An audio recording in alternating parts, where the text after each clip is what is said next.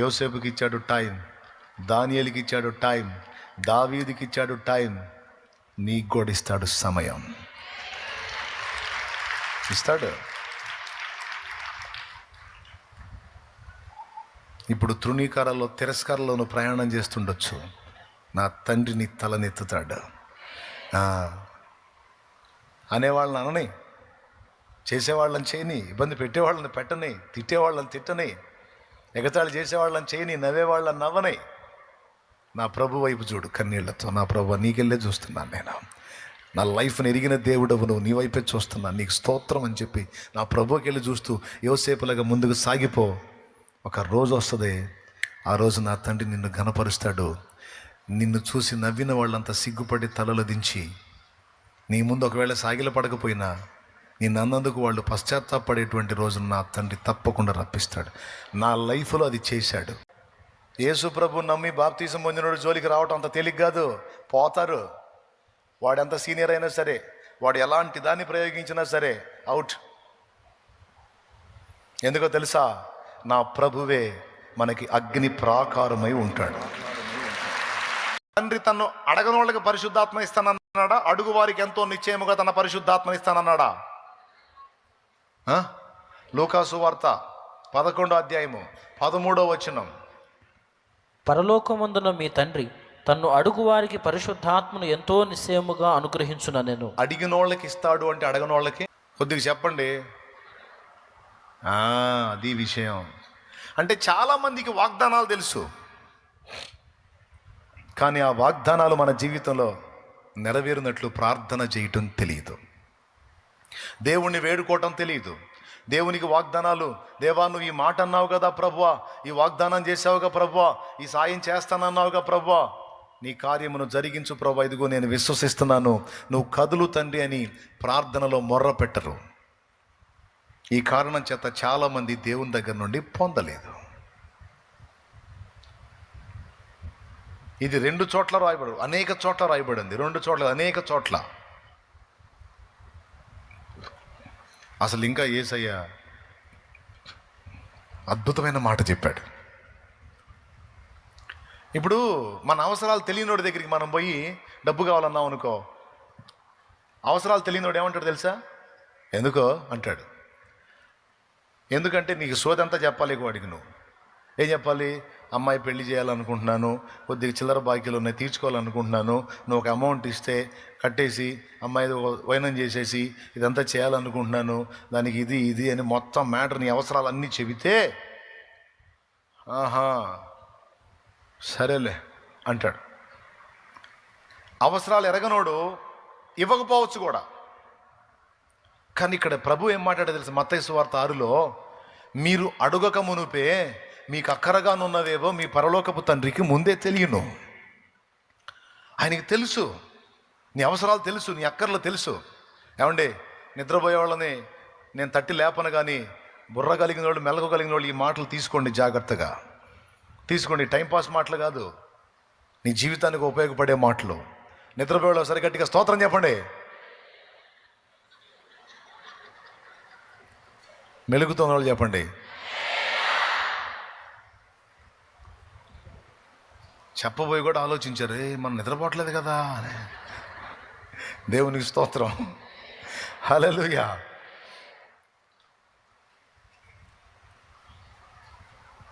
మీకు అక్కరగానున్నవేమో మీ పరలోకపు తండ్రికి ముందే తెలియను గనుక మీరు నిరభ్యంతరంగా ఆయన అడగొచ్చు.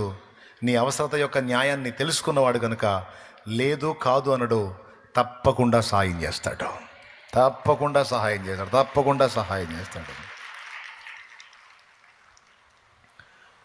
నేను దేవుని ముందు పోయి కూర్చొని అదే అడుగుతా. నువ్వు అడగమన్నావుగా తండ్రి, నువ్వు అడగమన్నావుగా, ఫలానా కార్యం నాకు చేసినందుకు నీకు స్తోత్రం స్తోత్రం అని స్తోత్రాలు చెప్తా. చెయ్యి ప్రభువా, ధర్మం చేయి ప్రభువా, సాయం చేయి ప్రభువా, కృపచూపు ప్రభువా అని అడిగి ఊరుకోను. డైరెక్ట్గా పోయి కూర్చొని ఫలానా విషయంలో నువ్వు కార్యం చేసినందుకు నీకు స్తోత్రం స్తోత్రం స్తోత్రం స్తోత్రం స్తోత్రం. నీకు ఇదే. మీరు కూడా నేర్చుకోండి. ఇయ్యయ్యా, సాయం చెయ్యయ్యా, అయ్యా కృపచూపయ్యా అని అడుక్కోవటమే కాదు, ఇచ్చినందుకు ముందుగానే విశ్వాసంతో స్తోత్రాలు చెప్పడం కూడా నేర్చుకోండి.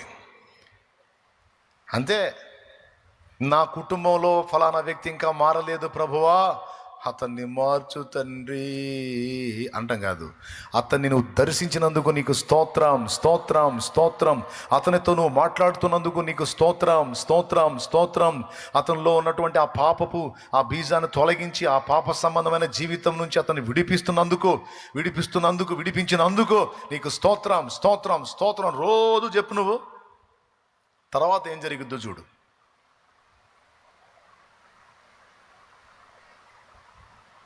చెయ్యి తండ్రి, కృప చూపు తండ్రి, ఆ దుర్మార్గుడిని మార్చు తండ్రి, ఆ సైతానుడిని మార్చు తండ్రి.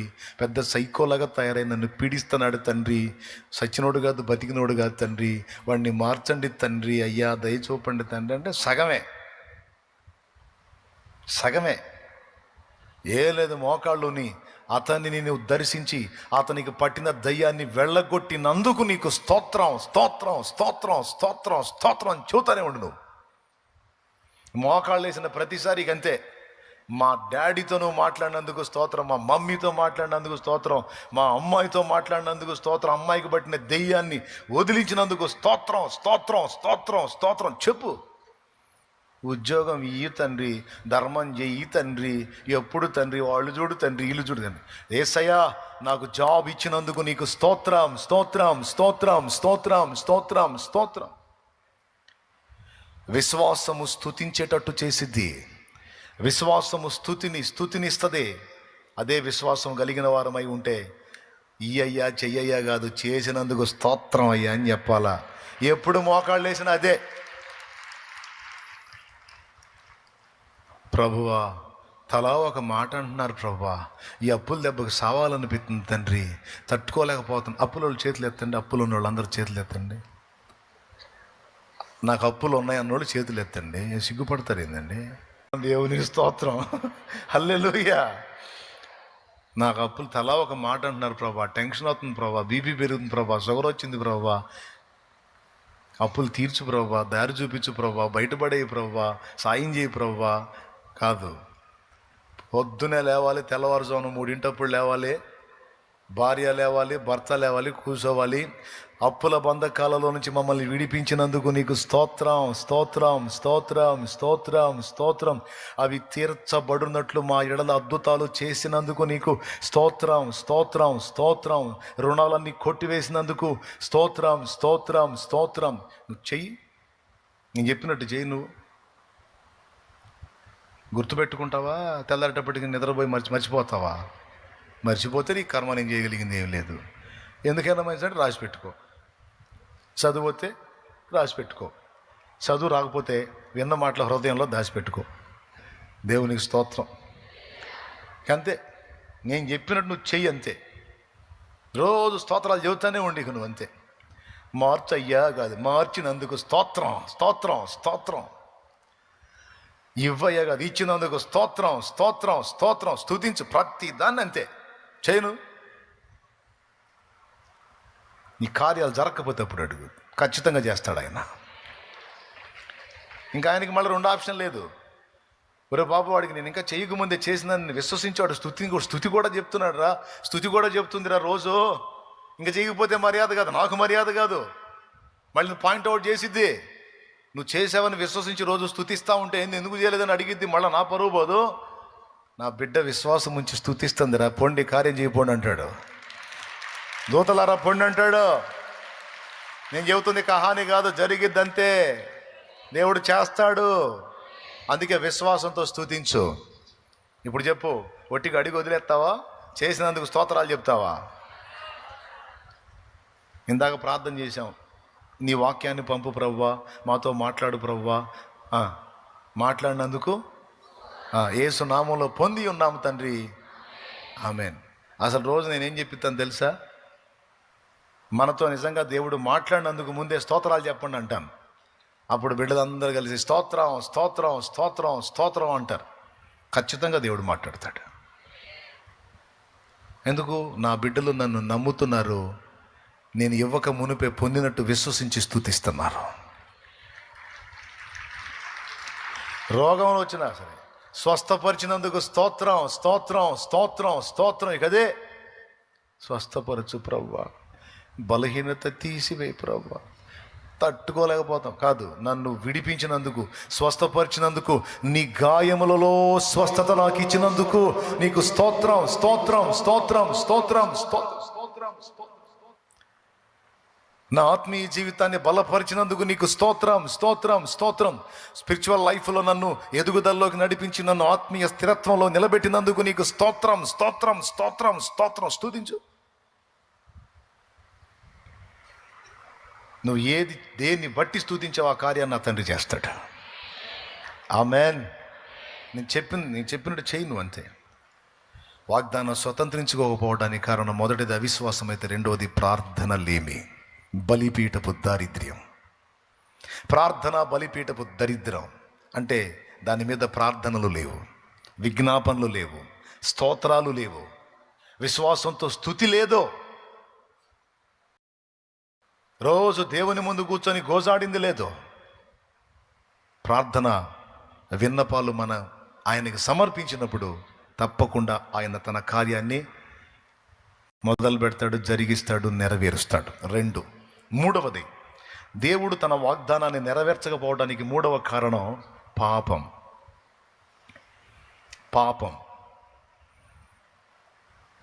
మన ఎడల దేవుడు తన వాగ్దానాలు చాలా ఇచ్చినాయి, అవి నెరవేర్చకపోవడానికి కారణం చెప్తున్నాను, పాపం. మూడవ కారణం. దాన్ని బట్టి కూడా ఆపుతాడు. మరి నువ్వు అడ్డమైన పాపాలు చేసుకుంటే ఎట్టబడితే అట్ట వెచ్చలవిడిగా తిరుగుతూ ఉంటే వాగ్దానాలన్నీ నీకు ఇస్తారా ఊరేగంటాడా? షరతులు వర్తిస్తాయి. వాగ్దానం ఇచ్చిన ప్రతి చోట ఒక షరతు చెప్పాడు. ఏంటో తెలుసా? నా మాట విని దాని చొప్పున నడవాలి నువ్వని. కొట్టో నా మాట విని దాని చొప్పున నువ్వు నడవాలి అనే ప్రతి వాగ్దానానికి ముందు ఒక వార్నింగ్ షరతు ఉంది. అడ్వర్టైజింగ్లో వస్తాయి కదా, షరతులు వర్తిస్తాయి అంటారు. మరి మీకు గుర్తుందో లేదో, మనకైతే పక్కా షరతు వర్తిస్తుంది. వాగ్దానాన్ని నెరవేర్చే విషయంలో దేవుడు అసమర్థుడు కాదు, సమర్థుడు. కానీ దేవుడిచ్చిన షరతుని మనం నిర్లక్ష్యం చేయకూడదు. కానీ కొంతమంది ఏం చేస్తారో తెలుసా? ఒక పక్క ప్రార్థన చేసి వాగ్దానాన్ని ఎత్తిపెట్టి అడుగుతారు, మరొక పక్క పాపంలో కంటిన్యూ అవుతారు, దేవుని మాటలకు అవిధేయత చూపుతారు. సింపుల్గా మీరు చూడండి, ద్వితీయోపదేశ కాండం 28వ అధ్యాయము 1వ వచనం నుంచి, లేకపోతే 3వ వచనం నుంచి చదువు. ద్వితీయోపదేశ కాండం 28వ అధ్యాయం 3వ వచనం నుంచి చదువు. నీవు పట్టణములో దీవింపబడదువు, పొలముల్లో దీవింపబడదువు. నీ గర్భఫలము, నీ భూఫలము, నీ పశువుల మందలు, నీ దొక్కిటెద్దులు, నీ గొర్రె మేకలు మందలు దీవింపబడును. నీ గంపయు, పిండి పిసుకు, నీ తొట్టియు దీవింపబడును. అప్పుడున్నాయన్న అవి కాబట్టి అవి దీవించాడు. ఇప్పుడున్నాయి మనవి వేరే కాబట్టి మనవి కూడా దీవిస్తాడు. ఆ వాగ్దానం మనకు కూడా వచ్చింది. ఇంకా అయిపోలా, ఇంకా ఉన్నాయి. నీవు లోపలికి వచ్చినప్పుడు దీవింపబడదువు. నిద్రపోయాడు స్తోత్రం చెప్పండి గట్టిగా. అమ్మ బాబోయ్, చాలా చురుకున్నారు మీరా. చదువు. నీవు లోపలికి వచ్చినప్పుడు దీవింపబడదువు, వెలుపలికి వెళ్ళినప్పుడు దీవింపబడదువు. నీ మీద పడు నీ శత్రువులను యెహోవా నీ ఎదుట హతమగునట్లు చెయ్యును. వారొక త్రోవను నీ మీదికి బయలుదేరి వచ్చి 7 త్రోవలను ఎదుట నుండి పారిపోవుదురు. నీ కొట్లలోను నీవు చేయు ప్రయత్నములన్నింటిలోనూ నీకు దీవెన కలుగునట్లు యెహోవా ఆజ్ఞాపించును. అయ్యా అట్లా చెయ్యయ్యా, ఆశీర్వదించయ్యా, అట్లా చెయ్యయ్యా అనిపిస్తుందా లేదా? ఎంతమందికి అనిపిస్తుంది? ఇప్పుడు ఇవన్నీ నీకు కావాలా వద్దా? అవన్నీ నీకు కావాలా వద్దా? కావాలన్నోడు చేతులు ఎత్తండి. నేను 2 చేతులు ఎత్తాను, నాకైతే ఇంకా ఫుల్ కావాలి. ఎందుకంటే నేను చాలామందికి సాయం చేయాలి. అందుకని దేవునికి స్తోత్రం. అలానే ఉంచండి, మీరు దించవాకండి. కావాలా? ఇవన్నీ కావాలా? చదువు, ఇంకా అయిపోలా, చదువు. నీ దేవుడైన యెహోవా నీకిచ్చుచున్న దేశములో ఆయన నిన్ను ఆశీర్వదించును. నీవు నీ దేవుడైన యెహోవా ఆజ్ఞలను అనుసరించి ఆయన మార్గములలో నడుచుకుని ఎడల యెహోవా నీకు ప్రమాణము చేసి ఉన్నట్లు ఆయన తనకు ప్రతిష్ఠిత జనముగా నిన్ను స్థాపించును. దేవునికి మహిమ. అసలు ఇది ఇంకా గొప్ప విషయం. ఇప్పటిదాకా భౌతికమైనే, అసలు ఆయన నిన్ను తనకు ప్రతిష్ఠిత జనముగా చేస్తాడంటే నువ్వు దేవుని జనాంగం అయిపోతావు. ఇది ఇంకా తీవ్రమైన వాగ్దానం. ఇన్ని వాగ్దానాలు ఉన్నాయా? షరతు స్టార్టింగ్లో పెట్టాడు.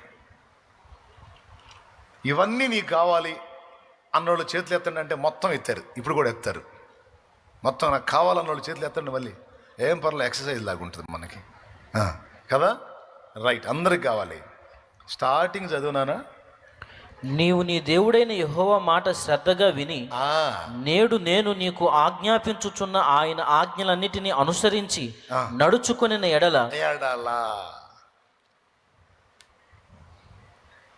నేను నీకు చెప్పిన విషయాలు గౌరవించి వాటి చొప్పున నీవు నడుచుకొనిన ఎడలా మొత్తం నీకే.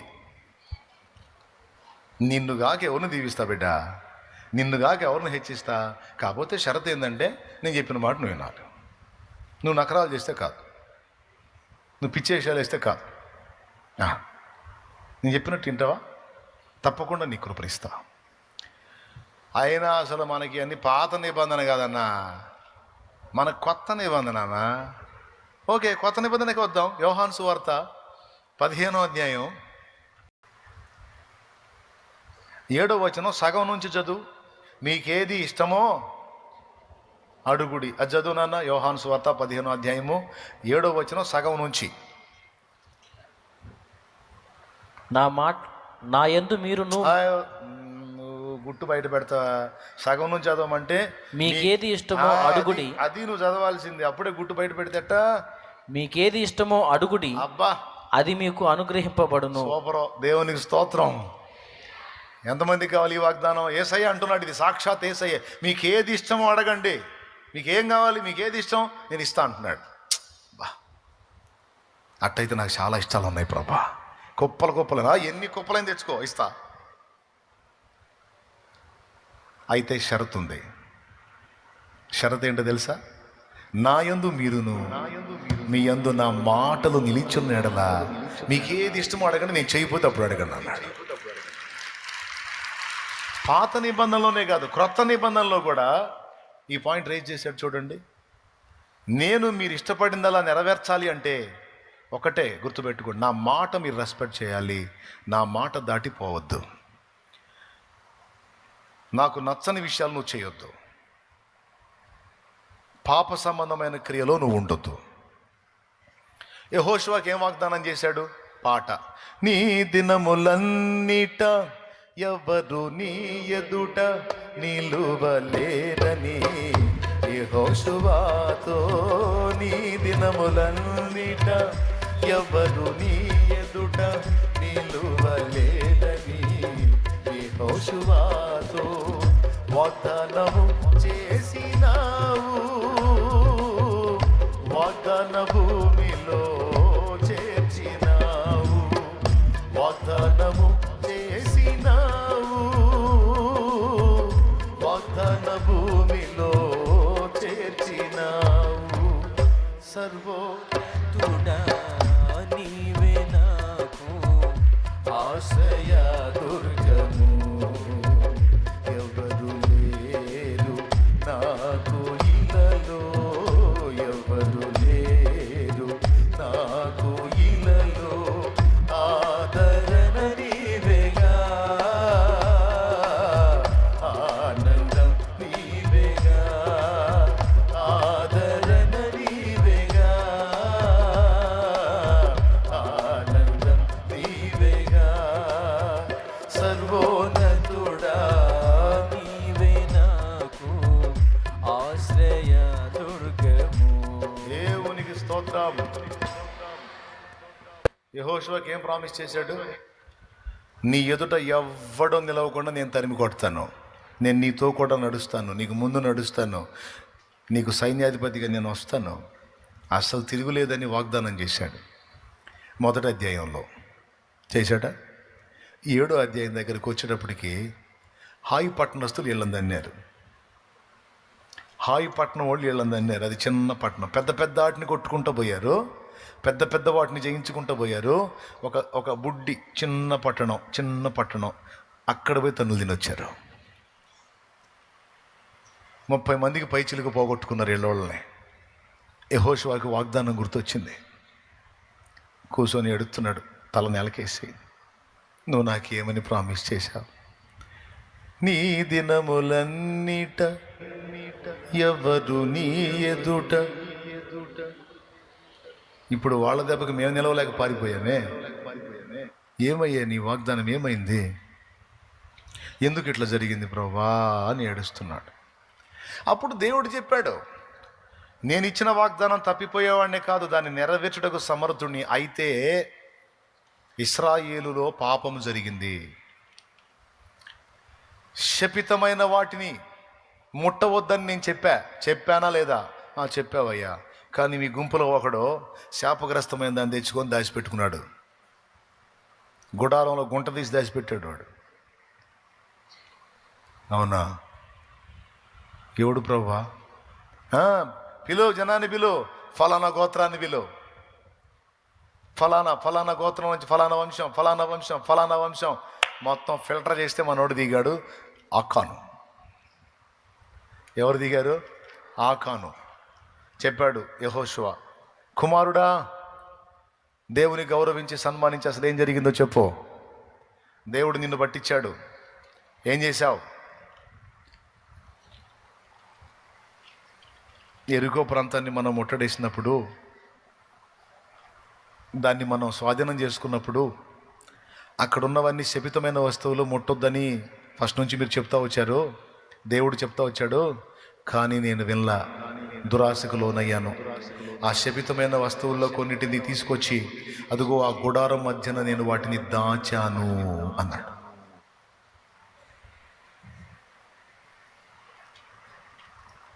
అంటే దేవుని ఆజ్ఞలు మీరారు, దేవుడు చెప్పిన హద్దులు దాటారు. ఏనండి జాగ్రత్తగా.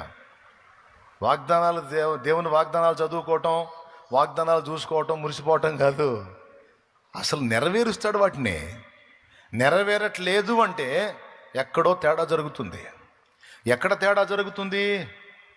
ఒకటి, మన అవిశ్వాసం అన్నా అయి ఉండాలి.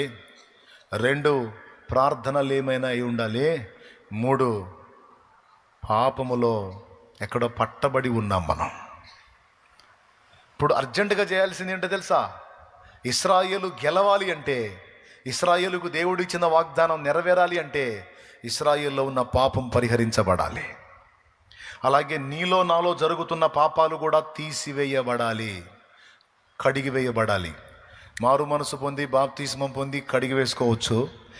మారు మనసు పొంది బాప్తిస్మం పొంది కూడా మళ్ళీ గడ్డి తినే చేష్టాలు చేస్తుంటే, పచ్చిగా చెప్తున్నామో అనుకోవద్దు, పచ్చిగా చెప్తున్నా. మారు మనసు పొంది బాప్తిస్మం పొంది బలలో చేయేస్తా కూడా గడ్డి తినే చేష్టాల్లో కంటిన్యూ అవుతుంటే దేవుడు చెప్తున్న మాట ఏంటంటే, ముందు ఆ గడ్డి తింట మానేయి, ఆ పాపాన్ని విసర్జించు. నీ గుడారములో నుండి ఆ పాపమును తొలగించు. నీ దేహం అనే గుడారంలోంచి ఆ పాపమును తొలగించు.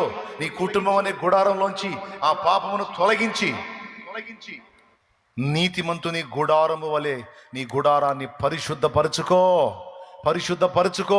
అప్పుడు నీకు జయమిస్తాను నేను. అప్పుడు నీ ఎదుట ఎవడు నిలవకుండా అందరి మీద నువ్వు నిలిచేటట్టు, నువ్వు గెలిచేటట్టు నేను నిన్ను స్థాపిస్తా. వాస్తవంగా నిన్ను అలా చేయాలన్నది నా ఆశ, నిన్ను ఆ స్థితిలో చూడాలన్నది నా ఆశ. దేశం యొక్క ఉన్నత స్థలముల మీదికి నేను ఎక్కించాలన్నది నా ఆకాంక్ష. తలగా నిన్ను నియమించాలన్నది నా కోరికే. ఎందుకంటే నువ్వు నా బిడ్డవి, నిన్ను నా రక్తం ఇచ్చి కొనుక్కున్నాను. తలగా ఉంచాలని ఆశించాను, తోకలాగా తయారయ్యావు. కారణం ఏంటో తెలుసా? పాపం. నేను అసహించుకునే పాపం, దాన్ని బట్టి నేను నిన్ను బ్లెస్ చేయలేను. నువ్వు అర్జెంటుగా ముందు దాన్ని తొలగించుకోవాలి. ఎంతమందికి స్పష్టంగా అర్థమైంది? ఎవరెవరు ఎక్కడెక్కడ గడ్డి తింటున్నారో మీకు తెలుసు, నా బతుకు నాకు తెలుసు, మీ బతుకులు మీకు తెలుసు. మీరైనా నేనైనా నేనేం పాస్టర్ అనే స్పెషల్ ఏం లేదు, మీరేం విశ్వాసులు అనే స్పెషల్ ఏం లేదు. మీరైనా నేనైనా గడ్డి తినే చేష్టాలు మానుకుంటే తలకాయలాగా తయారవుతాం, లేకపోతే తోక బతుకులు బతకాల్సి వచ్చింది. దేవుడు తన వాగ్దానాలు తప్పిపోయేవాడు కాదు, వాగ్దానాలు నెరవేరుస్తాడు ఆయన. కానీ ఎందుకు నెరవేరట్లేదు? పాపం. దేవుడు చెప్పాడు, నా మాటలు మీ యందు నిలిచిన ఎడల నేను మీ యందును, మీరు నా యందును, నా మాటలు మీ యందును నిలిచిన ఎడల మీకు ఏది ఇష్టం అడగండి, చేయకపోతే అప్పుడు అన్న. మరి ఇంత మాట అన్న దేవుడు ఎందుకు నెరవేర్చట్లేదంటే ఆయన దుఃఖపెడుతున్నటువంటివి మన ద్వారా జరుగుతున్నాయి. వాటిని దిద్దుకొని చూడు. చెప్పు దేవుని ముందు, సరి చేసుకున్న ప్రభువా, మారు మనసు పొందా, ఇక దాని జోలికి పోను, ఆ దరిద్రపు దాని జోలికి పోను, ఆ పనికి మాలిన దాని జోలికి పోను, ఆ పాపిష్టి దాని జోలికి పోను, నాకు కృపనివ్వు. నా గుడారము నుండి అపవిత్రతను తొలగించుకున్నా, నా గుడారము నుండి, నా ఇంట్లో నుండి తొలగించుకున్నా, నా దేహముల నుండి కూడా తొలగించుకున్నా, నేను పరిశుద్ధపరుచుకున్న నీ రక్తములో నన్ను కనికరించి నా ఎడల నీ కార్యాలు మొదలుపెట్టు అని దేవుని ముందు కూర్చో. నువ్వు నా దేవుని బలమైన బాహువుతో నీ కార్యాలు జరిగించకపోతే అప్పుడు అడుగు, అప్పుడు నెరవేరుస్తాడు. అప్పుడు నెరవేరిద్ది. ఎవ్వడు నీ ఎదుట నిలవలేకుండా నేను నిన్ను నడిపిస్తాను. కానీ ఎట్లా సాధ్యమండి? రహస్య పాపాలు జరుగుతూనే ఉన్నాయి కొంతమంది జీవితాల్లో, బహిరంగ పాపాలు జరుగుతూనే ఉన్నాయి కొంతమంది జీవితాల్లో, దేవుడు అభ్యంతరపడే పాపాల్లో కంటిన్యూ అవుతానే ఉన్నారు కొంతమంది. అందుకే వాగ్దానాలు స్వతంత్రించుకోలేకపోతున్నారు. పాపాన్ని విసర్జించండి. మళ్ళీ చెబుతున్నాను, విసర్జించి చూడండి. నీతిమంతుల గుడారం వలె పరిశుద్ధపరచుకోండి. నీ ఇంటిని ప్రక్షాళన చేయి, నీ ఒంటిని ప్రక్షాళన చేయి, నీ నోటిని ప్రక్షాళన చేయి, నీ కంటిని ప్రక్షాళన చేయి. అపవిత్రమైన వాటిని చుట్టమానేయి. కొంతమందికి అశ్లీల చిత్రాలు చూసే దురలవాటు ఉంది. రాత్రుల వేళల్లో పర్సనల్గా ఉన్నప్పుడు సెల్ ఫోన్లు ఓపెన్ చేసుకొని అశ్లీలమైన అపవిత్రమైన వాటిని చూసే అలవాటు ఉంది. దేవుడు అభ్యంతర పడతాడు. అపవిత్రమైన వాటిని చుట్టమానేయి, అసహ్యమైన వాటిని చుట్టమానేయి. నీ గుడారంలో నుంచి ఆ శాపాన్ని తొలగించు, ఆ పాపాన్ని తొలగించు. నేను నిన్ను ఆశీర్వదించాలనుకుంటున్నాను. శాపగ్రస్తులాగా ఉండొద్దు, శాపగ్రస్తులు చేసే క్రియలు చేయొద్దు. అపవిత్రమైన వాటిని నీ యొద్ద నుండి తొలగించుకో.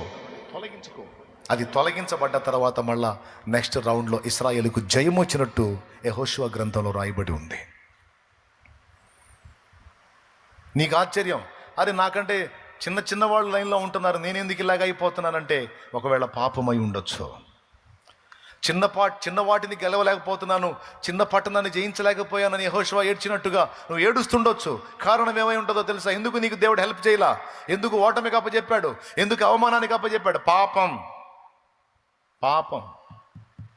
ఇది ఎవ్వరికి ఇందులో కేటాయింపు లేదు, మినహాయింపు లేదు. రాజ్యాన్నేలే రాజైనా, దేశాన్నేలే ప్రధానైనా, రాష్ట్రాన్నేలే ముఖ్యమంత్రి అయినా, ఎవరైనా ఇందులో వేరియేషన్ లేదు. అందరూ ఆయన ముందు సమానమే. వాళ్ళు దేవుణ్ణి ఎరిగిన వాళ్ళు అయి ఉంటే వాళ్ళు దిద్దుకోవాల్సిన లెక్కలు దిద్దుకోకుండా పాపాన్ని నిర్భీతిగా నిర్భయంగా చేస్తూ ఏముందలే అనుకుంటే ఆడ కూసోరా పెద్ద మనిషిని కూర్చోబెడతాడు దేవుడు. కూర్చోబెడతాడు. ఎవరినైనా కూర్చోరా పెద్ద మనిషి, నువ్వు ఓడిపోతావు, ఓడిపోయి కూర్చో అని కూర్చోబెడతాడు. గుండెలో దేవుని భయం ఉండాలి. నా దేవుడు ఒప్పుకోడు ఈ పాపాన్ని, నా దేవుడు ఒప్పుకోడు ఈ అసహ్యమైన క్రియల్ని, నా దేవుడు ఒప్పుకోడు ఈ పనికిమాలిన పనుల్ని. నా దేవుడికి నచ్చే పనులు నేను చేస్తాను. నన్ను నిలబెట్టేవాడు, నా తల ఎత్తేవాడు, నాకు సింహాసనం ఇచ్చేవాడు, నాకు కిరీటం ఇచ్చేవాడు నా ప్రభు. నిందల పాలై నిత్య నిబంధన నీతో చేసిన దానియేలుకు, నిందల పాలై నిత్య నిబంధన నీతో చేసిన దానియేలుకు, సింహాసన మీర్చినావు, సింహాల నోళ్లను మూసినావు, సింహాసన మీర్చినావు, సింహాల నోళ్లను మూసినావు. సర్వోన్నతుడా నీవే నాకు ఆశ్రయ దుర్గము, సర్వోన్నతుడా నీవే నాకు ఆశ్రయ దుర్గము. దేవా, నా ఉపాధి ఎందుకు దీవించబడట్లేదు ప్రభువా అని కొంతమంది ఏడుస్తారు, కొంతమంది బాధపడతారు. నా పొలం ఎందుకు పండలేదు, నా వ్యాపారం ఎందుకు అభివృద్ధి కాలేదు, నేను ఉన్నతమైన స్థితికి వెళ్ళాలనుకున్నా ఎందుకు వెళ్ళలేకపోతున్నా, రకరకాలు. దేవుడు అంటాడు, రాజీ పడ్డావు కదా నాన్న పాపంతో, రాజీ పడ్డావు కదమ్మా పాపంతో. రాజీ పట్టడం అంటే ఏంటో తెలుసా? ఫిక్స్ అయిపోవటం. దాన్ని మానుకోలేను, అది కంటిన్యూ అవుతానే ఉంటుంది, నా వల్ల కాదు అని ఫిక్స్ అయిపోవటం. ఫిక్స్ అయిపోవటం వేరు, పోరాటం వేరు. దేవుడు ఏం ఆశిస్తున్నాడో తెలుసా? పోరాడు, ఎదిరించు, దాన్ని అధిగమించడానికి కష్టపడు, నేను మెచ్చుకుంటా, నీకు హెల్ప్ చేస్తా. అంతేగాని అబ్బో మన వల్ల కాదు, ఆ లింకు తెంచుకోవటం మన వల్ల కాదు, కష్టం అని లింకుని కంటిన్యూ అయితే అక్కడే జావంటాడు దేవుడు. ఆ లింకులోనే జావరా, నీ బతుకు అక్కడే తెల్లారిద్ది అంటాడు. లేదు, నీవు ఆశీర్వదించబడాలా, తలగా ఉండాలా, దేశం యొక్క ఉన్నత స్థలాలకు ఎక్కాలా, అన్ని విధములైన ఆశీర్వాదం స్వతంత్రించుకోవాలి. అట్లయితే దేవుడు చెప్పినట్టు చక్కదిద్దుకో, లింకులు తెంచుకో, క్రమంలోనికి రా. నా తండ్రి నీకు ఇచ్చిన ప్రామిస్ నెరవేర్చకపోతే అప్పుడు అడుగు. ఆమెన్, ఆమెన్, హల్లెలూయా, హల్లెలూయా. అది విషయం. మూడవది పాపం. నాలుగవది ఇప్పుడు వరుసగా నేను చూపించుకుంటూ వస్తున్నా. ఫస్ట్ది ఏంటిది? వాక్యం చూపించా. రెండవది ప్రార్థన చేయకపోవడం, ప్రార్థన లేమి. మూడవది పాపం. నాలుగవది దేవుని వాగ్దానం నెరవేర్చబడటానికి మనకు ఒకటి కావాలి. ఒకటేమో మనలోంచి పోవాలి, ఒకటి మనకు కావాలి. ఏంటంటే ఓరిమి, ఓర్పు. కొన్ని వెంటనే నెరవేరుస్తాడు, కొన్నిటికి టైం తీసుకుంటాడు. ఎందుకో తెలుసా? నీకు ఇచ్చిన ప్రామిసులు నీ పక్షంగా నెరవేర్చడానికి నా తండ్రి టైం తీసుకుంటాడు. దానికి మీకు ఇందాక నేను చెప్పినటువంటి జీవిత ఉదంతం సాక్ష్యం. యోసేపు లైఫ్ వాగ్దానం ఒక రకంగా ఉంది, బ్రతుకు ఒక రకంగా ఉంది, అవునా? కానీ మీరు గమనించండి, ఏ అన్నలైతే యోసేపుని చంపాలని లేదా అమ్మేసేయాలని, వాడిని తండ్రి దగ్గర లేకుండా, అడ్రస్ లేకుండా చేయాలని కుట్రబన్నారో, వాళ్ళు చేసిన పని వలననే ఫైనల్గా యోసేపు సింహాసనం ఎక్కాడు. వాళ్ళు ఆ పని చేయకపోతే యోసేపు సింహాసనం ఎక్కేవాడు కాదు. కానీ ఇది వెంటనే జరిగిందా, టైం తీసుకుందా? ఒకసారి మీరు చెప్పండి. సుమారు ఎంత టైం తీసుకుంది? యాకోబు కుమారుడైన యోసేపుకు దేవుడిచ్చినటువంటి స్వప్నం, దాని యొక్క నెరవేర్పుకి సుమారు ఎంత టైం తీసుకుందో తెలుసా? 17 ఏళ్ల ప్రాయములో అతడు అమ్మబడ్డాడు. తర్వాత ఇంచుమించు మళ్ళా 17 ఏళ్ళు దాటిన తర్వాత వీళ్ళు వెళ్ళి మళ్ళా యోసేపుని కలుసుకోవటం జరిగింది. అంటే సుమారు యోసేపుకి 30 ఏళ్ల పైప్రాయం వచ్చిన తర్వాత దేవుడిచ్చిన దర్శనం, స్వప్నం నెరవేరి కరువు టైంలో యోసేపు అక్కడేమో ఐగుప్తుని ఏలేవాడయ్యాడు, అన్నలకేమో ఎడ కరువు వచ్చింది, పోయి పాదాల మీద సాగిలపడ్డారు. సంగతి మనకు తెలిసి ఏం జరిగిందో. యోసేపుని అక్కడ అమ్మేశారు. యోసేపు ఎన్ని మలుపులు తిరిగి సింహాసనం ఎక్కాడో వీళ్ళకి తెలియదు. ఆడు తెచ్చే ఉంటాడు ఈ పాటికి ఎప్పుడు అనుకున్నారు. అంటే బానిసగా అమ్మాం కదా, బానిస చేత వెట్టి పనులు చేపిస్తారు, సరిగా చేయకపోతే చంపేస్తారు. వీడు సుకుమారుడు, వీడు చేయడు పనులు, ఖచ్చితంగా ఈయన ఎప్పుడో చంపేసి ఉంటారు. ఐగుప్తీయులు మామూలు కాదు, దుర్మార్గులు, చంపేసి ఉంటారులే అనుకున్నారు. కరువు వచ్చింది కదరా, ఇక్కడ కరువు వచ్చిందిగా, ఐగుప్తులో ధాన్యం ఉందట, పోయి రూకలు తీసుకొని పోయి ధాన్యం తేండి అన్నాడు యాకోబు కొడుకులతో. పోయారు. ఎవరు మీరు, ఎందుకు వచ్చారు అడిగారు. అయ్యా కరువు వచ్చిందండి మా ప్రాంతంలో, ఇదిగో రూకలు తీసుకొని వచ్చాము, ధాన్యం కొనుక్కుందామని వచ్చామండి అన్నారు. ధాన్యం కొనడానికి వచ్చారా, వేగు చూడటానికి వచ్చారా? మీ ముఖాలు చూస్తుంటే ధాన్యం కొనేవాళ్ళలాగా లేరు, మీరు ఏదో గూఢచారులాగా ఉన్నారు. ఈ మాటలు అంటుంది ఎవరో తెలుసా? వాళ్ళ తమ్ముడే, వాళ్ళు అమ్ముకున్న తమ్ముడే. వాళ్ళకి తెలీదు. వాళ్ళ కళ్ళ ముందు నిలబడి వాళ్ళు అమ్మినప్పుడు 17 ఏళ్ళోడు, ఇప్పుడు 30 ఏళ్ల ప్రాయం దాటినటువంటి వాడు. ఇంకేం గుర్తుపడతారు? మీసాల గడ్డలు రానప్పుడు అమ్మారు, మొత్తం వచ్చిన ఐగుప్తు గెటప్పులో ఉన్నాడు, అసలు గుర్తుపట్టట్లా. అయ్యా ఏలినవాడా, ఇదిగో నీ దాసులమైన మేము అట్టివారము కాము, మేము గూఢచారులము కాము, మా తండ్రికి మేము 12 గురము, మా తండ్రి ఫలానా, మా తండ్రికి మేము 12 గురము, ఒకడు లేడు, ఒకడు చిన్నవాడు, 10 మంది మేము వచ్చాము, మొత్తం 11 మంది ఉన్నాము, ఒకడు లేడు. దేనోడు అడిగిపోయాడు ఇప్పుడు చెప్పకూడదు లేదు, అడిగిపోయాడు. అమ్ముకున్నాం. ఏం చెబుతారు అమ్ముకున్నాం అని ఎవరికి చెబుతున్నారు? ఒకడు లేడు అని తమ్ముడికే చెబుతున్నారు. మిమ్మల్ని చూసిన డౌట్ వస్తుంది నాకు. లేదు మీరు చెప్పేది నిజం కాదు. నిజము, ఏలినవాడా నిజం, మా మాట నమ్మండి మొత్తం సాగిలు పడ్డారు. అప్పుడు ఏమైంది? వాగ్దానం నెరవేరింది, స్వప్నం నెరవేరింది, చూపించిన దేవుడు నెరవేర్చాడు. హల్లెలూయా, హల్లెలూయా. వాగ్దానం చేసిన వాడు నమ్మదగిన వాడు. కొంచెం టైం తీసుకుంది అంతే. నిన్ను బాధ పెట్టేవాళ్ళు కొంచెం లైన్లో ఉండొచ్చు. ఇప్పుడు నీకు కూడా టైం వస్తుంది, ఇస్తాడు. వాగ్దానం చేశాడు కదా, అన్ని లెక్కల్లో బ్యాలెన్స్ అయ్యావు కదా, సాగిపోతున్నావు కదా, ఆయనకి వెళ్ళి చూసుకుంటా. బాధలైనా, ఇరుకులైనా, ఇబ్బందులైనా, కష్టాలైనా, కన్నీళ్ళైనా కుమిలిపోతూ కూడా నా ప్రభువా నీ వైపే చూస్తా సాగిపోతున్నా, నీ చిత్తమే ప్రభువా అనుకుంటా ముందుకెళ్తున్నావు కదా. నీకు కూడా ఒక టైం వస్తుందాగో, నీకు కూడా ఒక టైం ఇస్తాడు దేవుడు. నీ తల ఎత్తే రోజు ఒక రోజు ఉంది. నిన్ను తృణీకరించిన వారు నీ పాదముల చెంత సాష్టాంగ పడే రోజు ఒక రోజు ఉంటుంది.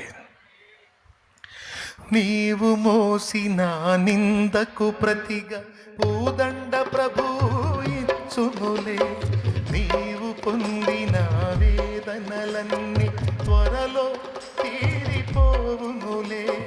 నీవు మోసిన నిందకు ప్రతిగా పూదండ ప్రభు ఇచ్చునులే.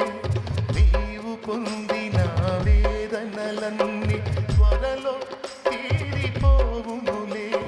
నీ స్థితి చూసి నవ్విన వారే సిగ్గుపడే దినమొచ్చేనులే. నీ స్థితి చూసి నవ్విన వారే సిగ్గుపడే దినమొచ్చేనులే. విడుదల సమీపించెను, నీకు వెలుగు ఉదయించును. విడుదల సమీపించెను, నీకు వెలుగు ఉదయించును. చెమ్మగిల్లు కళ్ళల్లోన కన్నీళ్ళెంత కాలం, కష్టాల బాటలోనే సాగదు పయనం. విడుదల సమీపించెను, నీకు వెలుగు ఉదయించును. విడుదల సమీపించెను, నీకు వెలుగు ఉదయించును. Praise the lord. ఎంతమందికి విశ్వాసం ఉంది నీకు కూడా దేవుడు ఒక సమయం ఇస్తాడని? నిజంగా మీకు విశ్వాసం ఉంటే గట్టిగా చప్పట్లు కొట్టి దేవుని మహిమపరచు. గడి లైవ్లో ఉన్న వాళ్ళకి ఎంతమందికి విశ్వాసం ఉంది? కొట్టు, నువ్వు కూడా కొట్టు. దేవునికి మహిమ. లైవ్లో ఉన్న వాళ్ళు జూమ్లో కనపడతారు కొంతమంది. అంతే. యోసేపుకి ఇచ్చాడు టైం, దానియేలుకి ఇచ్చాడు టైం, దావీదుకి ఇచ్చాడు టైం. నీకు కూడా ఇస్తాడు సమయం, ఇస్తాడు. ఇప్పుడు తృణీకారాల్లో, తిరస్కారంలోనూ ప్రయాణం చేస్తుండొచ్చు. నా తండ్రి నీ తలనెత్తుతాడు. అనేవాళ్ళని అనని, చేసేవాళ్ళని చేయని, ఇబ్బంది పెట్టేవాళ్ళని పెట్టని, తిట్టేవాళ్ళని తిట్టని, ఎగతాళి చేసేవాళ్ళని చేయని, నవ్వేవాళ్ళని నవ్వని. నా ప్రభు వైపు చూడు కన్నీళ్లతో. నా ప్రభు నీకెళ్ళే చూస్తున్నాను నేను. నా లైఫ్ని ఎరిగిన దేవుడవు నువ్వు, నీ వైపే చూస్తున్నాను, నీకు స్తోత్రం అని చెప్పి నా ప్రభుకి వెళ్ళి చూస్తూ యోసేపులాగా ముందుకు సాగిపో. ఒక రోజు వస్తుంది, ఆ రోజు నా తండ్రి నిన్ను ఘనపరుస్తాడు. నిన్ను చూసి నవ్విన వాళ్ళంతా సిగ్గుపడి తలలు దించి నీ ముందు ఒకవేళ సాగిల పడకపోయినా నిన్ను అన్నందుకు వాళ్ళు పశ్చాత్తాపడేటువంటి రోజును నా తండ్రి తప్పకుండా రప్పిస్తాడు. నా లైఫ్లో అది చేశాడు. ఒక విషయంలో కాదు, చాలా విషయాల్లో చేశాడు. సూపర్గా చేశాడు. దేవునికి స్తోత్రం కలుగును గాక. ఇంకా ఇప్పుడు కూడా కొన్ని ఎదుర్కొన్నా వాటికి కూడా భవిష్యత్తులో చేస్తాడు, డౌట్ లేదు అందులో. హల్లెలూయా. ఇప్పటికి ఈ స్థితిలో కూడా కొన్ని అవమానాలు ఎదుర్కొన్నా నా దేవుడు వాటిని చూస్తున్నాడు. నా దేవుడు మర్చిపోయేవాడు కాదు. నేనన్నా వదిలేస్తా, నిన్నన్న మాటలు నువ్వన్నా వదిలేస్తావు, ఆయన వదిలేడు, పట్టించుకొని కూర్చుంటాడు. అనండ్రా అనండి మీ సంగతి చెబుతానని. నువ్వు దులిపేసుకుంటావు, నువ్వు వదిలేస్తావు, మోషే వదిలేసినట్టు వదిలేస్తావు, కానీ దేవుడు వదిలేడు. అహరోను మీరియం తాట తీసినట్టు తీస్తాడు ఒక్కొక్కడు దాగు. దేవునికి స్తోత్రం కలుగును గాక. హల్లెలూయా. నా తండ్రి ఈ రాత్రి నీతో మాట్లాడుతున్నాడు. నిద్ర కాసి ఆయన దగ్గర కూర్చున్నందుకు నా తండ్రి నీకు ఇస్తున్న ప్రామిస్ ఇది, వాగ్దానం ఇది. నీకు నియమించిన రోజు ఒక రోజు వస్తుంది. ఓపిక పట్టు. వాగ్దానం స్వతంత్రించుకోవడానికి ఓపిక కావాలి, ఓపిక కావాలి. ఎదురు చూడు నా కార్యాల కోసం. ఒకటొకటిగా మొత్తం స్వతంత్రించుకుంటావు. ఎక్కడుంది ఆ మాట? హెబ్రీ పత్రిక చూడండి. మనకు ఓర్పు కావాలనేటువంటి మాట హెబ్రీ పత్రికలో ఉంది. ఒకసారి చూడండి. హెబ్రీ పత్రిక 10వ అధ్యాయం 36వ వచనం. శబాష్, చదువునానా. మీరు దేవుని చిత్తమును నెరవేర్చిన వారై వాగ్దానము పొందు నిమిత్తము మీకు ఓరిమి అవసరమై ఉన్నది. దేవునికి స్తోత్రం కలుగును గాక. వాగ్దానాన్ని స్వతంత్రించుకోవడానికి ఇంకొకటి ఏం కావాలి మనకి? దేవునికి స్తోత్రం కలుగును గాక. ఓరిమి. ఎన్ని చెప్పానండి? ఓర్పు అవసరమా లేదా? మనం హడావిడి పడి వస్త్రంలో చించుకుంటే జరగదు. చూడాలా ఆయన వైపు నిదానించి. నేను అలా దుఃఖపడ్డ రోజులు చాలా ఉన్నాయి. నా చెవులారా నేను తృణీకరించబడ్డ మాటలు విని ఏడ్చుకున్న రోజులు ఉన్నాయి. దేవుని ముందుకెళ్ళి నేను అసలు బతకడం అవసరం అంటావా నాలంటాడు, ఎందుకు ప్రభా నా లైఫ్ అని ఏడ్చుకున్న రోజులు ఉన్నాయి. అంటే వాళ్ళకి తెలియదు, వాళ్ళకి తెలియక కొన్ని మాటలు, పిచ్చి మాటలు మాట్లాడు. అవి నాకేమో హృదయానికి గాయాలు అయిపోయింది. నీకే స్తోత్రం, నువ్వు ఉన్నావు కదా ఏదైనా చెప్పుకోవడానికి, ఏడ్చుకోవడానికి, మొత్తుకోవడానికి. నీ ముందే కూర్చున్నా. నా తండ్రి పలుగాకి లోకం నిందించిన ఏకాకి వైరీవు రోదించిన, పలుగాకి లోకం నిందించిన ఏకాకి వైరీవు రోదించిన, అవమాన పర్వాలు ముగిసేనులే, ఆనంద గీతాలు పాడేవులే. నవ్వినోళ్ళంత నీ ముందు తలను వంచేదు ఇక ముందు, నవ్వినోళ్ళంత నీ ముందు తలను వంచేదు ఇక ముందు. ఉందిలే దీవెనా ఎందుక వేదన, పొందిన యాతన దేవుడే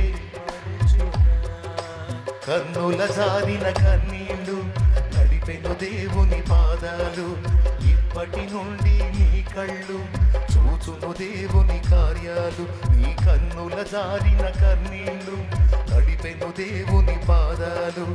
ఇప్పటి నుండి నీ కళ్ళు చూచును దేవుని కార్యాలు.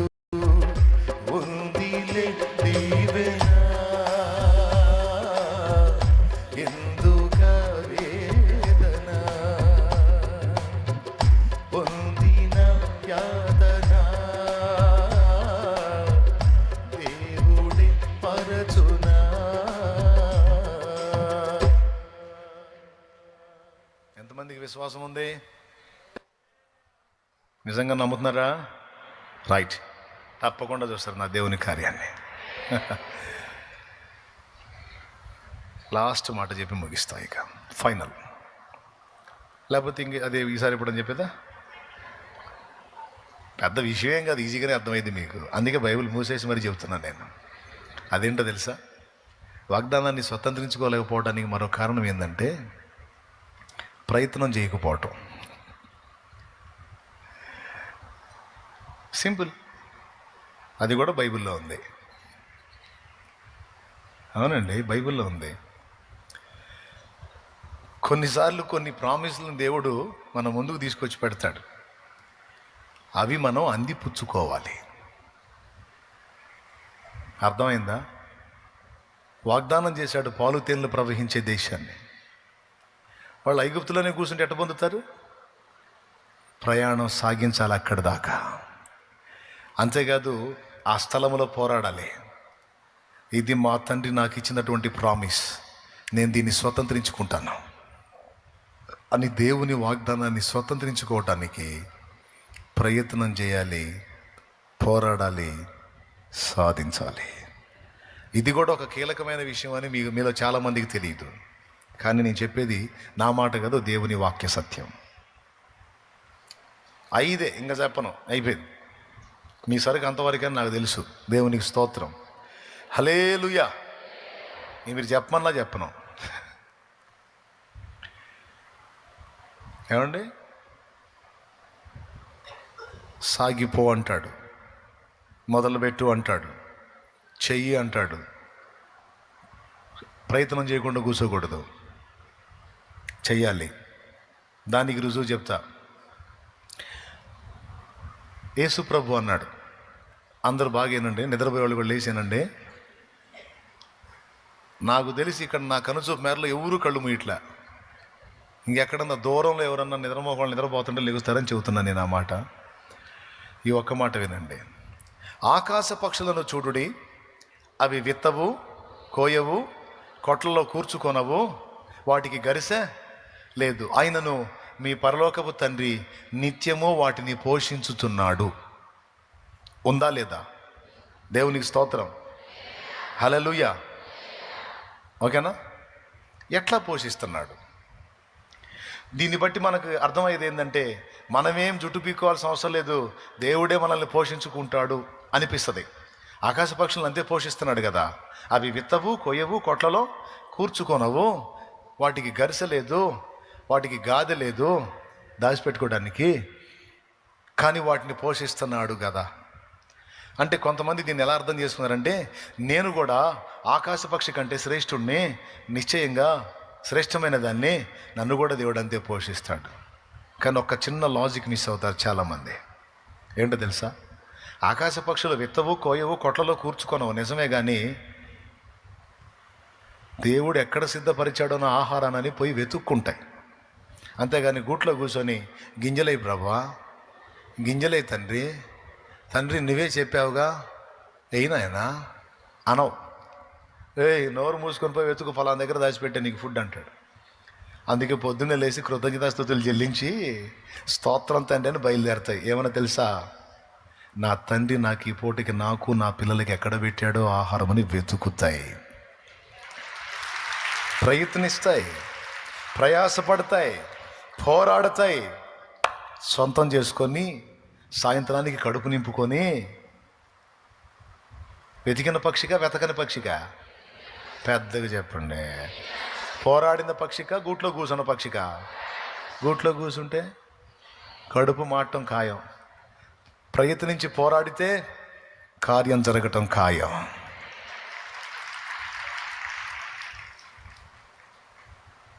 అస్సలు నేనేం ప్రయత్నం చేయనంటే కాదు, దేవుడు నీకు ఆలోచన ఇస్తాడు, కార్యం చేయమని నీ ముందుకు తీసుకొస్తాడు. అప్పుడు నువ్వు ఒడిసి పట్టుకోవాలి విషయాన్ని. ఇప్పుడు నేను ఆంధ్ర రాష్ట్రంలో చాలా సంఘాలు కట్టాలనుకున్నా, చాలా సంఘాలు కట్టాలి. నేను కాదు కట్టేది యేసయ్య. ఆయన చేతిలో వాడబడాలనుకున్నా, సంఘాల నిర్మాణానికి నా ప్రభు చేతిలో వాడబడాలనుకున్నా. అనుకొని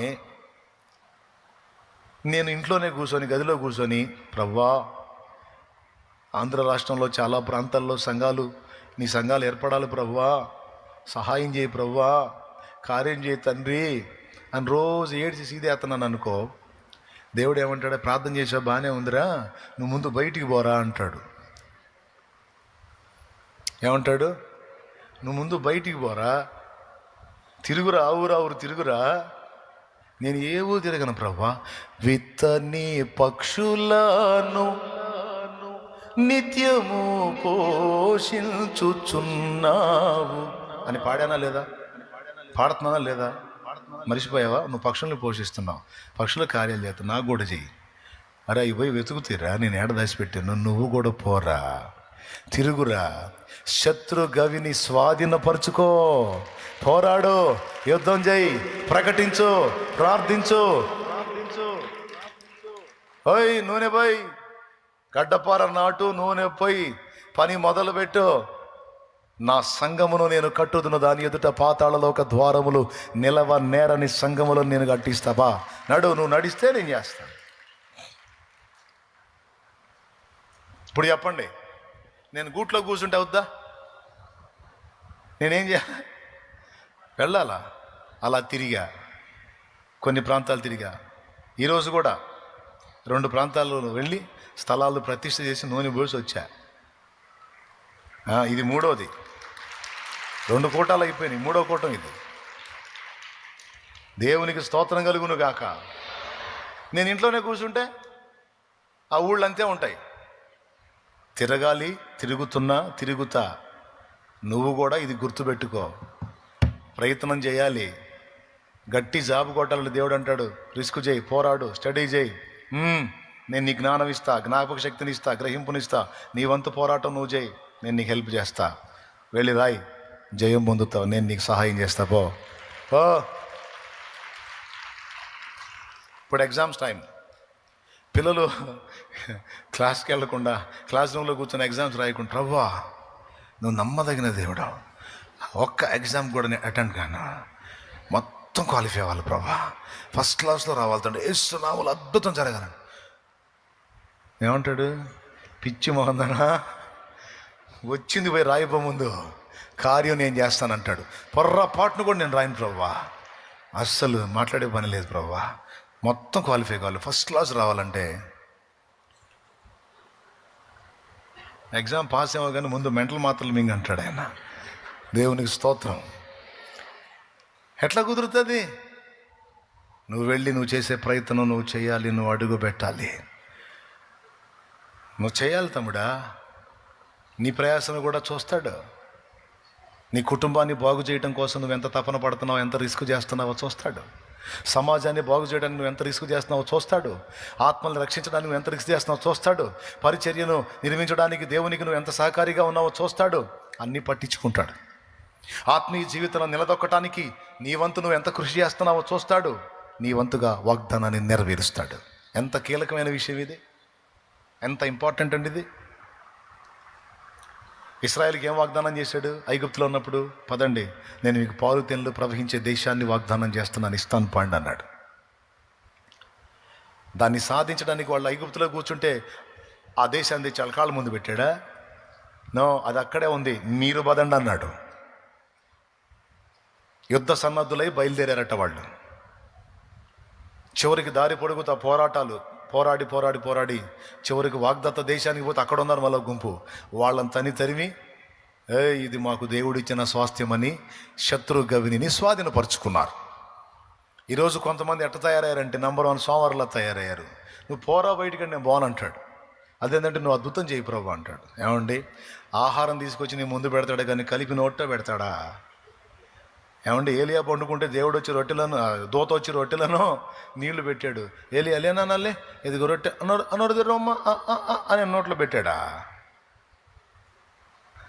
పెట్టడు, తినాలా. నువ్వు చెయ్యి ప్రయత్నం, నువ్వు కృషి చెయ్యి, దేవుని వైపు చూస్తూ నువ్వు అడుగులు ముందుకే. నా తండ్రి నీకు సహకారుడై ఉండి శత్రు గవిని నీకు స్వాధీనపరిచి వారి మీద జయించేటట్టు నిన్ను నిలబెట్టకపోతే అప్పుడు అడుగు. ఎంతమందికి అర్థమైంది? అర్థమైతే ఇక చాలు. దేవునికి స్తోత్రం కలుగును గాక. మారు మనసు పొందలేదు, నేను ఇంకా బాప్తీసం పొందలేదు అన్నోడు చేతులు ఎత్తండి. నేను ఇంకా బాప్తీసం పొందలేదన్నా, ఎందుకు వచ్చిన గొడవ, పొందలేదన్నోడు చేతులు ఎత్తండి. అట్లా కదిలించండి. నీకు నరకానికి వెళ్ళాలని ఉందా, పరలోకానికి వెళ్ళాలని ఉందా? పరలోకానికి వెళ్ళాలని ఉంది. వెళ్ళాలనంటే దేవుడు అడుగుతున్నాడు, నిన్ను నిత్య జీవానికి చేర్చడానికే నేను సిలువ మీద ప్రాణం పెట్టాను, నీకోసమే పెట్టాను, నిన్ను రక్షించాలని ఆశపడుతున్నాను. నువ్వేం చేయొద్దు, పైసలు ఇవ్వద్దు, ఒంటికి చాకిరొద్దు, చిన్న ప్రయత్నం. నా నామమందు విశ్వాసం ఉంచి మారు మనసు పొంది పాపాలన్నీ కడగబడి నిమిత్తం బాప్తిస్మ పొందు. ఇది నువ్వు చేయాల్సిన పని. ఆ పని నువ్వు చేస్తే ఇక నీ పేరు జీవగ్రంథంలో రాసి నిన్ను నిత్య జీవానికి చేర్చే బాధ్యత నాది అంటాడు ఆయన. నాది, ఆ పని నాది. మారు మనసు పొంది రక్షణ పొందే పని నీది, బాప్తిస్మం పొందే పని నీది. బాప్తిస్మం పొందిన నిన్ను స్థిరపరిచి నిత్య జీవానికి చేరు పర్యంతం కాపాడుకునే బాధ్యత నాది, అక్కడికి చేర్చే బాధ్యత నాది అన్నాడు నాతో. ఓకే అని 1 మంత్లోనే 4 ఆదివారాలు వెళ్ళా చర్చికి. 5వ వారం క్యూలో నిలబడ్డా నేను కూడా పోయి, ఇయ్యండి బాబా నాకు బాప్తీసం అని. ఇంకా వాయిదాలు లేదు, ఇన్స్టాల్మెంట్ పద్ధతులు లేదు. ఇక వాళ్ళ సలహా తీసుకుందాం, వీళ్ళ సలహా తీసుకుందాం కాదు. నేను పాపిని, నేను పాపినని నాకు అర్థమైంది. ఇప్పుడు ఒంటి మీద బురద అయిందన్న సంగతి అర్థమైతే కడుక్కోవటానికి వాయిదాలు ఎత్తామా? ఇప్పుడు కాదులే, కాస్త బాగా ఎండిన తర్వాత, ఇంకాస్త కంపులు వేసిన తర్వాత అనుకుంటామా? అనుకోంగా. అర్థమైతే చాలు. చీకట్లో తిరుగుతాం, అర్థం కాదు. వెలుగులోకి వస్తాం, కనపడదు. అబ్బాయి ఏంది ఇది చెప్పి హడావుడి చేసి ముందు దాన్ని శుభ్రపరుచుకుంటాం. నీ మీద పాపం ఉంది, నీలో పాపం ఉందని నీకు తెలుసు. దాని ఫలితం నరకం అని కూడా నీకు తెలుసు. దాని నుంచి విడిపించడానికి యేసు ప్రాణం పెట్టాడని తెలుసు. తెలిసినప్పుడు కడిగేసుకోవాలి కదా. ఆలస్యం ఎందుకు? దానికోసం ఇతరుల సలహాలు ఎందుకు? దేవుడే ఇచ్చాడు మంచి సలహా, తీసుకోవాలి. నీ ప్రయత్నం నువ్వు చెయ్యి, అప్పుడు నేను ఇచ్చిన వాగ్దానాలు నువ్వు పొందుతావు. పరిశుద్ధాత్మను వరం అప్పుడు పొందుతావు అన్నాడు. ఎప్పుడు? మారు మనసు పొంది బాప్తిస్మం పొందు, అప్పుడు పరిశుద్ధాత్మను వరము మీకు అనుగ్రహించబడిద్ది అన్నాడు. కాబట్టి దేవుడు చేసినటువంటి ప్రామిసులు తప్పిపోయేవాడు కాదు. దేవుడిచ్చిన వాగ్దానాలు నెరవేర్చలేకపోవడానికి ఆయన అసమర్థుడు, అంతకన్నా కాదు. ఆయన సమర్థుడు నెరవేర్చుటకు. ఎందుకు నెరవేరట్లేదు అంటే ఉన్నాయి మన లోపాలు. నేను రక్షించబడ్డా బ్రదర్స్, వినండి, నా ఫ్యామిలీకి కూడా అదే చెప్పా. నేను చెప్పినట్టు వినండి. చేతబడులు చేస్తే పోతాయి, మంత్రప్రయోగాలు చేస్తే పోతాయి. ఎవ్వడు ఏ ప్రయోగం మన మీద చేసినా చేసినోడే లెగుస్తాడు. నా మాట వినండి. ముందు ఆ పాపాలన్నీ కడగబడి నిమిత్తం ముందు రండి, బాప్తీసం పొందండి అని వాళ్ళకి పిలుపునిచ్చా. చిన్నగా వాళ్ళు కూడా లైన్లోకి వచ్చారు. నేను ముందు పొందాను, తర్వాత వాళ్ళు కూడా పొందారు. మేము మొత్తం పొందాం. నిజంగానే మా మీద ప్రయోగతంతో చేశారు. చేసిన వాళ్ళకి స్టార్ట్ అయింది. ఇక మమ్మల్ని యేసు రక్తంలో కడిగేశాడు కదా, ఇక ఏ మంత్రం పనిచేయదు. హల్లెలూయా. మీకు తెలుసా, మా మీద ఎవరైతే ప్రయోగం చేశారో, ఇద్దరు కలిసి చేశారో, రియల్ ఇది, నేను అబద్ధం చెప్పట్లా, దానికి సాక్ష్యాలు ఉన్నాయి నా దగ్గర. ఇద్దరు కలిసి చేశారు. వాళ్ళు మా మీద చేశారు. మమ్మల్ని దేవుడు ఇంకా సజీవ లెక్కలో ఉంచాడు. వాళ్ళిద్దరు లేచారు. వాళ్ళిద్దరు ఇప్పుడు ప్రాణాలతో కూడా లేరు, అయిపోయారు. మరేందనుకున్నా, యేసు ప్రభు నమ్మి బాప్తీసం పొందినోడు జోలికి రావటం అంత తేలిక కాదు. పోతారు. వాడు ఎంత సీనియర్ అయినా సరే, వాడు ఎలాంటి దాన్ని ప్రయోగించినా సరే అవుట్. ఎందుకో తెలుసా? నా ప్రభువే మనకి అగ్ని ప్రాకారమై ఉంటాడు.